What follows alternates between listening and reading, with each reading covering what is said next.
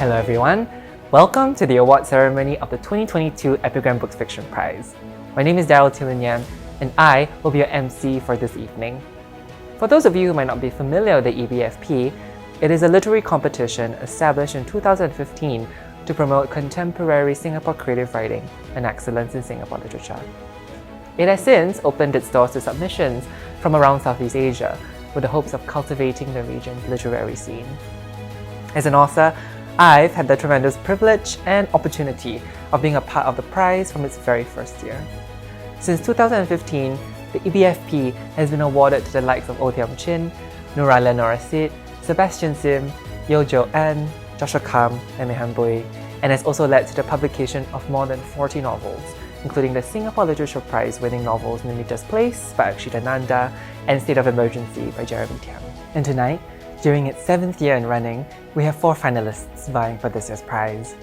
They were picked from a pool of 62 submissions, half of whom came not from Singapore, but from our neighbouring countries within the Southeast Asian region.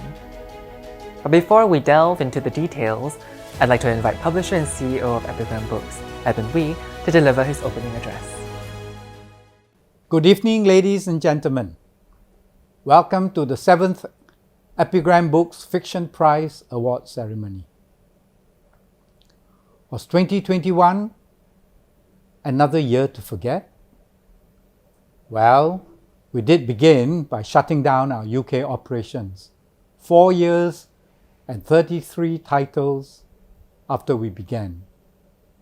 And later in August, we had to decamp from our retail outlet in the URA Centre.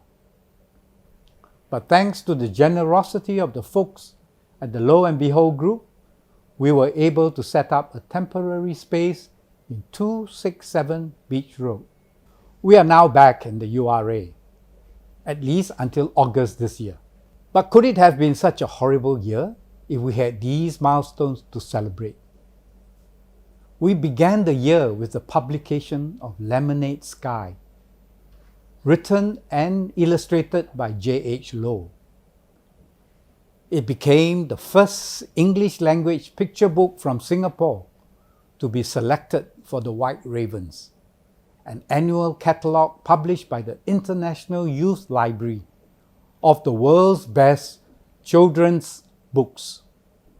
The White Raven label is given to, and I quote, books that deserve worldwide attention because of their universal themes and or their exceptional and often innovative artistic and literary style and design. In the month of May, we published another picture book, The Reading Tree, written by Koo Kim Chu and illustrated by Jang Duk Chung. Subsequently, together with another picture book, Just a Little Minor, it was picked up by Global Bookshelves International, a new children's book publisher in the USA. These 2 titles become the first picture books from Epigram to be republished by a US publisher, albeit a new player. I think it's time for an annual Singapore Children's Books Festival to celebrate and promote local publishing in the genre. Perhaps in 2023? Last year, we also released 3 groundbreaking publications. The first is Awesome Women of Singapore, a compendium of the 150 women from Singapore's Women Hall of Fame. It is unique in having an all-women production team. It was written by 2 women, edited by a woman, illustrated by 10 female artists, designed by the woman, and co-published with SCWO, the Singapore Council of Women's Organization. Bold Vision, the untold story of Singapore's reserve and its sovereign wealth fund, is the first book published about GIC, Singapore's sovereign wealth fund. It was actually written a decade ago, but published only last year with a new chapter after years of nudging by us. Finally, if we discount an earlier self-published tome, Activist Architecture, Thoughts on Asian architectural education is the long overdue first book by Tay Kheng Soon, one of Singapore's most prominent architects and public intellectuals. On the literary front, we are pleased to set another record in the number of novels to be published from last year's Fiction Prize. A total of 8. The 2 co-winners, 4 finalists, and 2 from the long list. So yes, 2021 may have been a challenge, but I think we can be proud of what we did accomplish. This year, COVID-19 will continue to haunt us. So it's good we are able to start the year positively with this award ceremony. It is my pleasure to thank the people and organizations who have made this night possible. Our landlord, Maple Tree Investments, stepped up to the plate this year. So did Mervyn Sirisena of MS Associate Consultancy and our client, GIC. Other corporate sponsors were our printer, A&D Print Hub, our distributor, APD Singapore, and the Independent Singapore website. Our mass appeal to friends and customers yielded no fewer than 34 individuals, with the most substantial sponsorship coming from our Miss Wee Sao Ling and Miss Paige Parker. Their financial support of this annual prize deserves our most sincere appreciation. Before I end, it gives me great pleasure to thank our judges. Amir Mohamad, publisher of Buku Fiksi in Malaysia. Margaret Thomas, President of AWARE. Professor Shirley Chew of Leeds University and NTU. And T. Sasitharan, co-founder and director of the Intercultural Theatre Institute, for their wise counsel. Likewise to our army of readers for their first round evaluation of the manuscripts. To everyone in Epigram, thank you for your commitment to this cause and dedication in organizing this virtual event. Lastly, thank you all for tuning in. Please enjoy the evening. Thank you, Edmund. Now I'm sure you're all excited to meet the finalists, so here they are. Our first finalist is Karina Robles Bahrin, a Malaysian multi-hyphenate living and working on Langkawi, where she runs a hotel, restaurant, farm, and community initiative promoting storytelling among the island's youths and children. A former columnist with The Heat, a weekly periodical by Focus Malaysia, Karina's short fiction has been published in several Malaysian anthologies. Her new novel, The Accidental Malay, draws directly from her experiences growing up as a biracial child in Malaysia.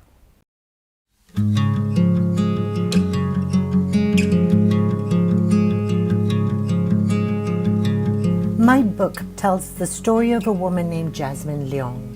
She is a 40-something-year-old workaholic who was apparently orphaned at birth and raised by her grandmother, the very formidable Madame Leong. In fact, Jasmine's only ambition in life is to become the CEO of Phoenix, the Leong family conglomerate best known as Malaysia's finest purveyor of bak kwa, or pork sweetmeats. But when Madame Leong dies, Jasmine uncovers the truth about her own origins. How can she become the head of an uber unhalal bak kwa empire if she is in fact a Muslim?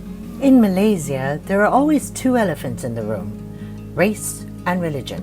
My story examines the human cost of Malaysia's constitutional policies that were drawn up more than half a century ago.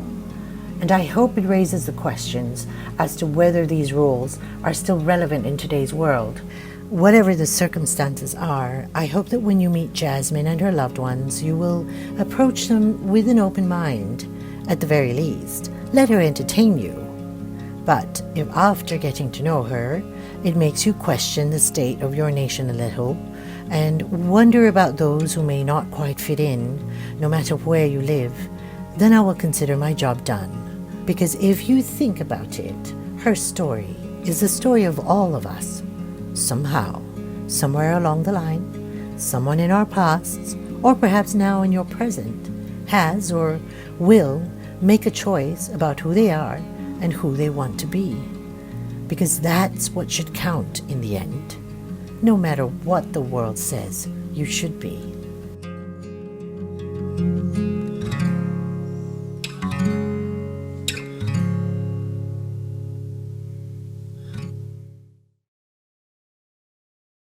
Our second finalist is Nisha Mehraj, a former teacher turned private tutor teaching English and literature.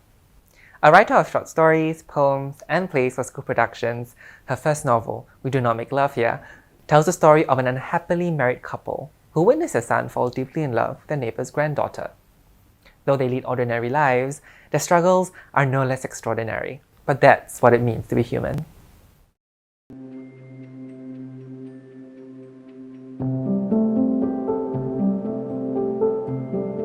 I wanted to write a story about ordinary people who sometimes feel burdened by the act of living. The ones who readily submit to expectations and the ones who care a little less about them. My work is really about how long they last in that reality that they create for themselves and what is born out of the choices they make.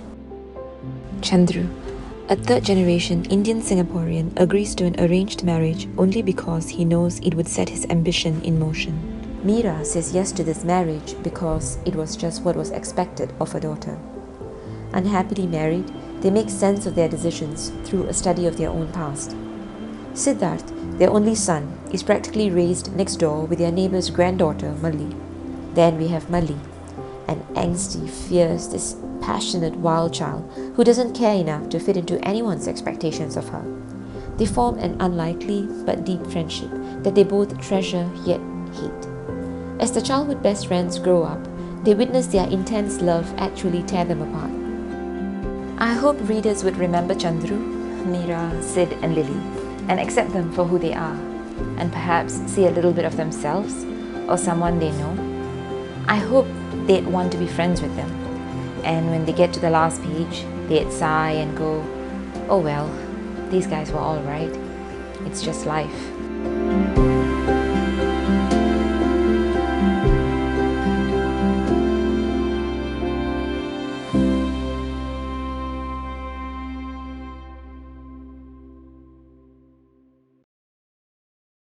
Our third finalist is Ziqin, an undergraduate law student at the National University of Singapore. At 19 years old, Ziqin's nonfiction has already appeared on Rice and the Asia Law Network. Her novel, Every School a Good School, is a reflection of a life most familiar to her, as a student subjected to the harsh and sometimes unforgiving local education system.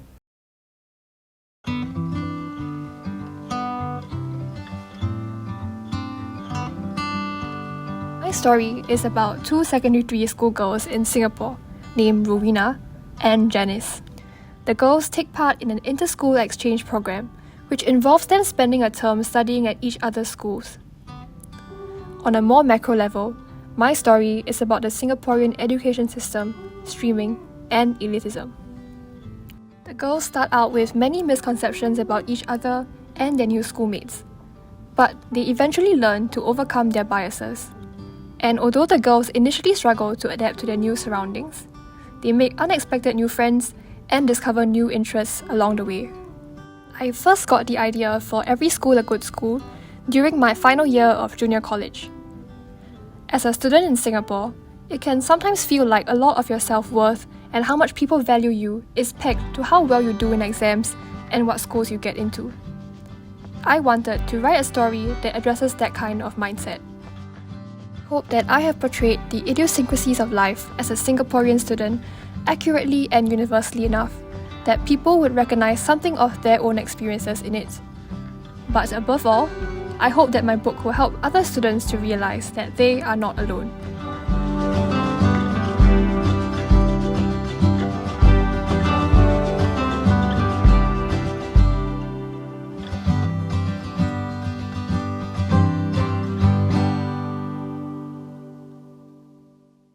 Our fourth finalist is Tan Lip Hong, a general practitioner in private practice within the heartlands of Singapore. His first work of fiction, The Russian Pigeon, received a commendation at the 1988 NBCS Awards, and his second novel, The Singapore Squint, was published in 1992. His latest novel, Lost Treasure of the Lanfang Republic is an action-adventure tale set in the thick jungles of Borneo, filled with mystery, intrigue, and betrayal.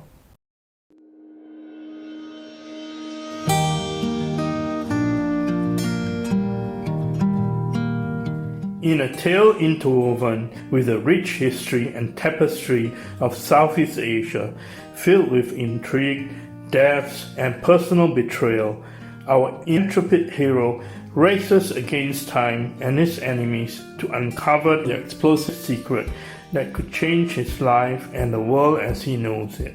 His path mirrors that of the arduous journeys undertaken by his famous late uncle, archaeologist Professor T.K. Hian, decades past, in his lifelong obsession to uncover the lost treasure within the thick jungles of Borneo.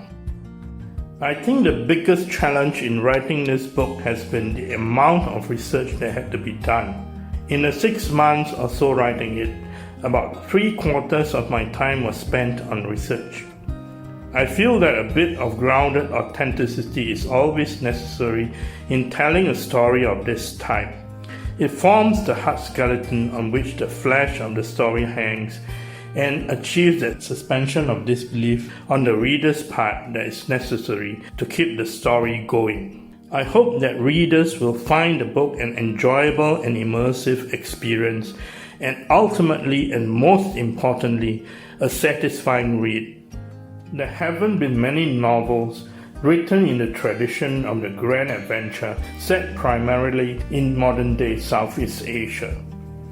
I think the region we live in still has many interesting stories to tell.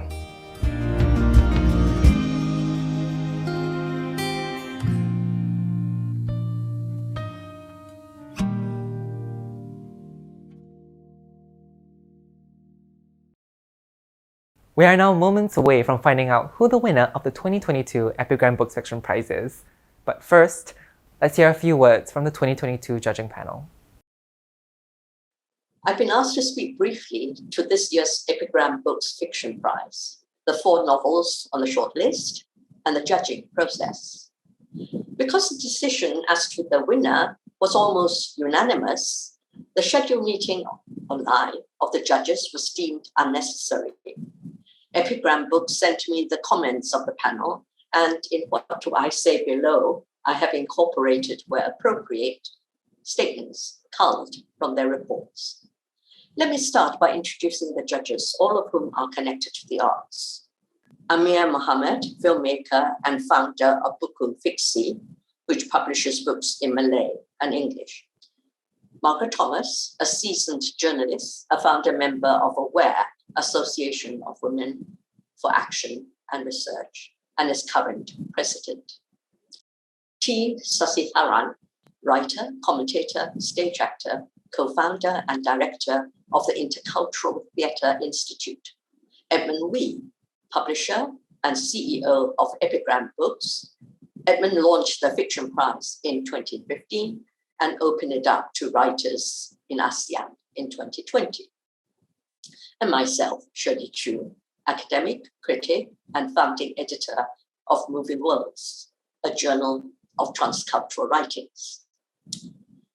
Of the 62 submissions received this year, almost half the number was from countries in the region and outside Singapore. After a careful selection process, the 4 finalists, in alphabetical order here, are Karina Robles Bahrin, author of The Accidental Malay, Nisha Mehraj of We Do Not Make Love Here, Ziqin, Every School, A Good School, and Tan Lip Hong, Lost Treasure of the Lanfang Republic. The judges were very happy to comment the quality of the novels. Among the achievements noted, there is, firstly, the diversity of the subjects represented. These include fiction that embraces Sri Vijayan activity in West Kalimantan, Borneo in the 8th century, and Tongsi republics in the 18th and 19th, that exposes the mindset in a society which links a student's value to performance in examinations and the kind of school he or she gains entrance to. that enacts how individual lives are affected by a country's socio-political policies and the dictates of race and religion, and that treats of seemingly ordinary people and the dailiness of their lives played out on familiar spaces and locations in Singapore.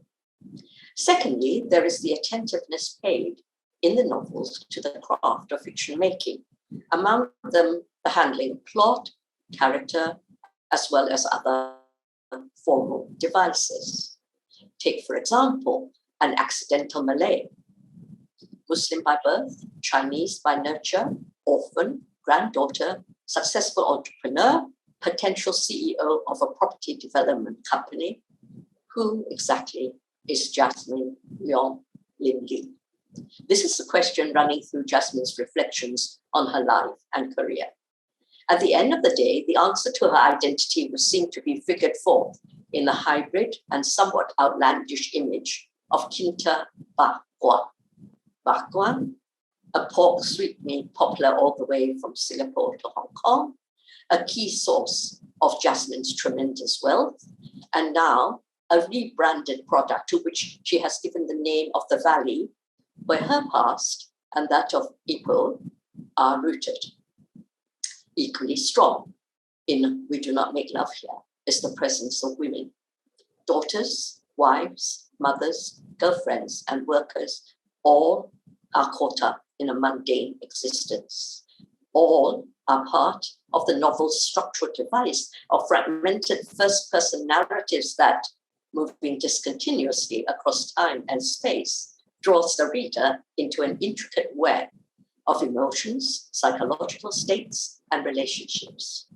Finally, the four novels can be said to situate the reader within the contemporary moment of their making, in the greed which bolsters the search for long-found treasure in the present day, as in the past, in the inequalities of meritocracy as a system and a value, in the microaggressions and long-held bitternesses which mar everyday relations and communications, and in the violent histories which lurk always behind the glittering facades of post-independence nations.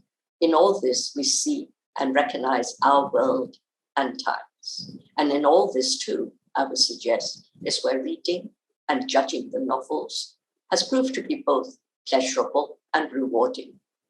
I will now hand over to Edmund to announce this evening's prize winner. Thank you, judges. And now, without further ado, I'd like to invite Edmund to return and announce the winner of the 2022 Epigram Books Fiction Prize. And the winner of the 2022 Epigram Books Fiction Prize is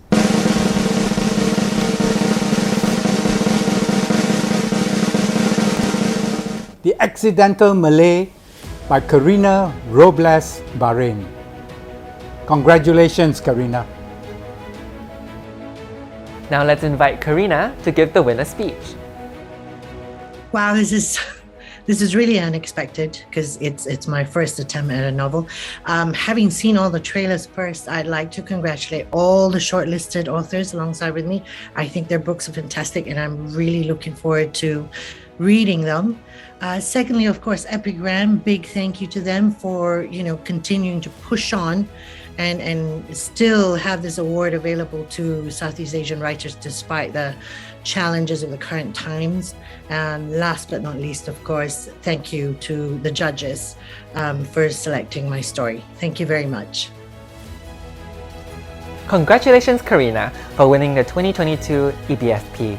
Congratulations also goes to Nisha, Ziqin, and Lipong for being shortlisted for the prize. Epigram Books would also like to thank the following for being ardent supporters of the EBFP: Maple Tree Investments, GIC, MS Associate Consultancy, A&D Print Hub, APD, The Independent, Wee Sao Ling, Paige Parker and Jim Rogers, Ko Boon Long, Silva Arasu, Sandra Chua, Rika Gatlan, Russell Heng, Hong Hai, Jason Wang, and Malcolm Wong. And to everyone who has chosen to tune into the ceremony, thank you for taking the time for being a part of the prize. Reading has been one of my life's greatest joys, and I can't wait to see what new stories the new year will bring. Have a great evening, everyone, and we'll see you next year.